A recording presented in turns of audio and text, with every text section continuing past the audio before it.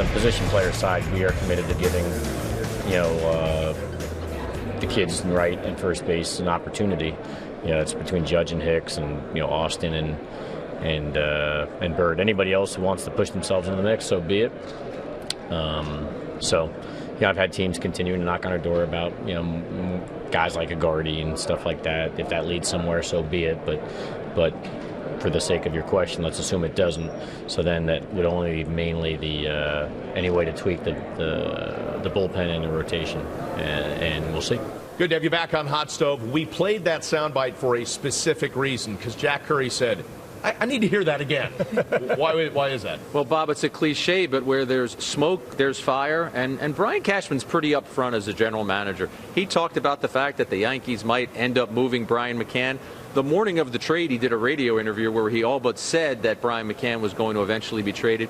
And there were a couple times in these meetings where he didn't have to bring up Brett Gardner's name and trade possibilities, and he did. So I think if you're looking at the Yankees maybe spinning and pivoting and trying to get a pitcher for that rotation, Gardner could be part of a deal to do that. But Gardner, to me, is also a guy who's useful. And he's got 2 years, $26 million left. He's a .350 to .360 on-base percentage.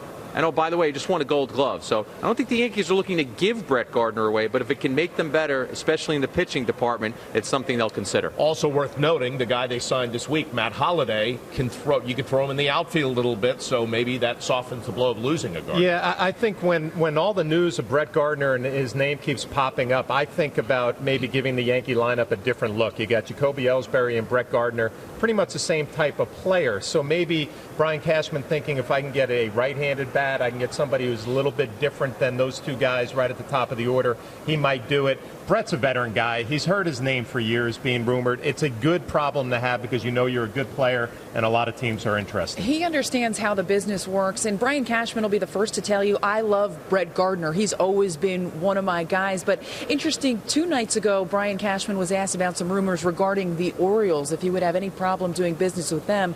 The Orioles have said the price may be a little bit too high for Gardner, but Cashman said, I think I've traded with every team in Major League Baseball. I've traded with the Red Sox, I've traded with the Mets. I have no issue working with anyone in the AL East. So should he be moved, it'll be interesting to see exactly where he goes. We take it back to news of the day, the Yankees coming to terms with Aroldis Chapman.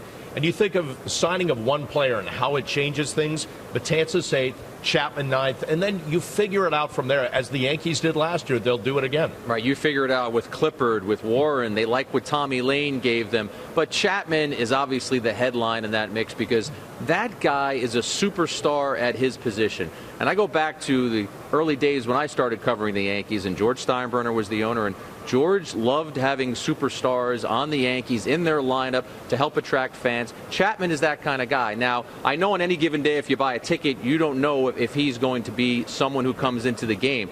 But Meredith, you're there a lot more than I am, and I'm in the studio. Chapman comes in the game. You said it earlier. There's an electricity and there's a buzz at that stadium. There's absolutely energy, and people are on their feet. They all want to see. And that's not just fans. When he first started pitching, when he was back from that suspension, Dylan Betances told me he was up. He wanted to see it. CC Sabathia in the clubhouse watching because he wanted to see it, and guys standing on the rail in the dugout because they wanted to see exactly what 100-101 looks like up close and personal. And Brian McCann was the funniest. He said, that's not fun to catch. And Flash, I'm sure you can appreciate that. Yeah, as long as he throws it over the plate, it's a little bit easier, but 100, 103. But I think about sitting here in the last day of the winter meetings, and the Yankees had a great couple of days, didn't they? I mean, maybe it took a little bit longer than we thought it would, but you get your closer, you get your DH, and you keep the same attitude that you have embraced this whole offseason. And Tim Neering was sitting right here, and he said, you know what, when the Red Sox got Chris Sale, we're not changing our approach at all. And they haven't. They landed 2 big-time players. They're in great shape going into spring training. The final thing that I take from this is the fact that I think July 31st or whatever the day is next year for the trade deadline is going to be a lot different.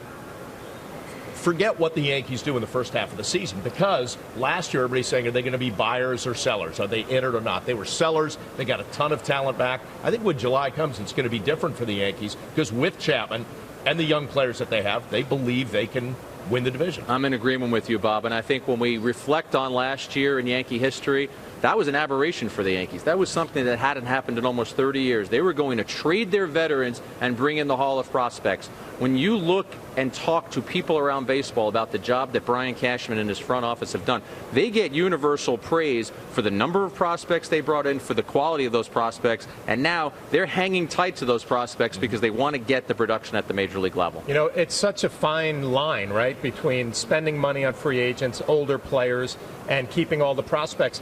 I am very impressed, Meredith, with the discipline of this organization, sticking with the plan and still trying to win at the big league level.